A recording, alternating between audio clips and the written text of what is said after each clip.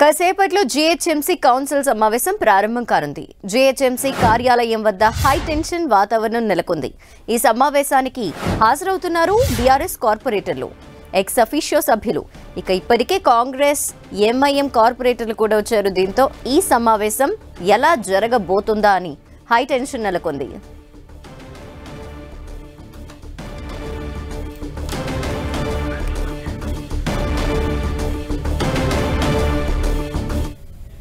GHMC council సమావేశానికి సంబంధించి ఉత్కంఠ నెలకొంది. దీనిపై డీటెయిల్స్ మా ప్రతినిధి రాముడు అందిస్తారు. రాముడు.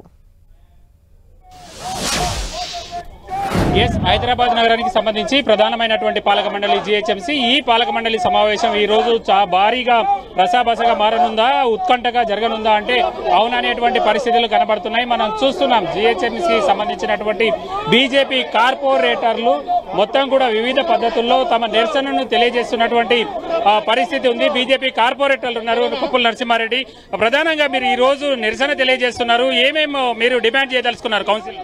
ఈ రోజు వర్షాకాలం వచ్చింది, ఎక్కడ గుంతలు ఉన్నాయి, ఎక్కడ మ్యాన్హోల్స్ తెరుచుకుంటాయి. వాటర్ వర్క్స్ కు జీహెచ్ఎంసీకి కూడా కోఆర్డినేషన్ అసలు లేదు. వీళ్ళిద్దరు కలిసేసి జీహెచ్ఎంసీ వాటర్ వర్క్స్ జలమండలి వాళ్ళు ప్రజలతో ఆటలాడుతున్నారు. ట్యాక్సులు కట్టమంటేనేమో ఎర్లీ బర్డ్ అని చెప్పేసి 850 కోట్లు వసూలు చేశారు జీహెచ్ఎంసీ ప్రజల దగ్గర. మరి ఏ విధంగా ప్రజలకు సహాయ సహకారాలు అందిస్తారు? ఒక కౌన్సిల్ మీటింగ్ ఒకటి తూతూ మంత్రంగా 4 నెలలకోసారి పెడుతున్నారు.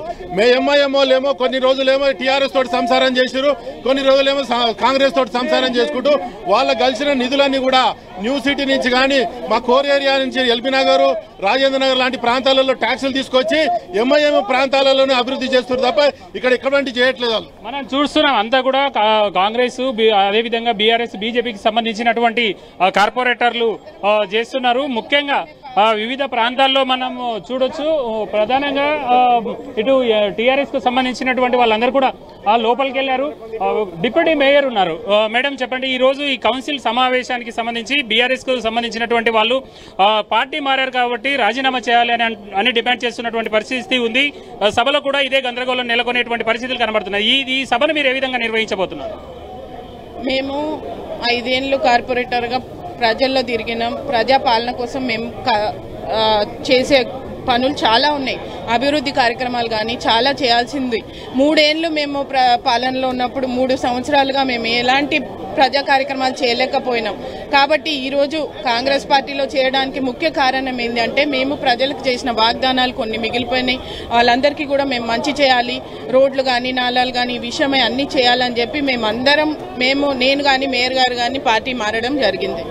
అంటే ఈ రోజు సభలో ప్రధానంగా ప్రజా సమస్యలకు సంబంధించి ఏ అంశాలపైన ఫోకస్ చేయనున్నారు? ముఖ్యంగా ఇది వర్షాకాలం కాబట్టి డీషిల్టింగ్ విషయం కానీ, ఇట్లాంటి షిల్ట్ తీసేయడము, డ్రైన్ ప్రాబ్లమ్స్, ఎక్కడైనా వాటర్ స్టాగ్నెంట్ ఉంటే అవన్నీ క్లియర్ చేయడానికి ఇది మనం చూస్తున్నాం. ప్రజా సమస్యలను చర్చిస్తాం, అభివృద్ధి కోసమే తాము పార్టీని మారామంటూ వాళ్ళు డిప్యూటీ మేయర్ చెప్తున్నటువంటి పరిస్థితి ఉంది. ఒకవైపు కాంగ్రెస్ కార్పొరేటర్లు, మరొక వైపు బీఆర్ఎస్ కు సంబంధించినటువంటి, బీజేపీకి సంబంధించినటువంటి కార్పొరేటర్లు అయితే ఇక్కడ ఉన్నారు.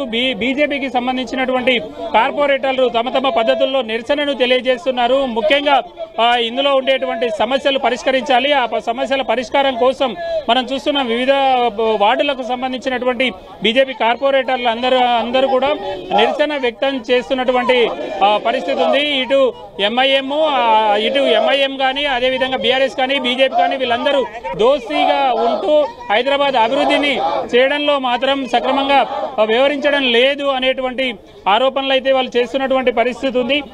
సార్ చెప్పండి, ముఖ్యంగా ఎట్లా ఉంది పరిస్థితి? అంటే ఈ మీ ప్రాంతంలో గుర్రపుటెక్కలు కానీ వీటన్నిటిని చూసినప్పుడు అధికారులు మొద్దునిద్రలో ఉన్నారు. మరి కాంట్రాక్ట్లు అయిపోతున్నప్పుడు కాంట్రాక్ట్లు పిలిచి చెరువుల్లో గుర్రపుటెక్క పేరుకోవడం వల్ల దోమల వ్యాప్తి చెందుతుంది. దోమల వ్యాప్తి వల్ల ప్రజలు ఇబ్బంది పడుతారని చెప్పి తెలియని అధికారులు ఇంకా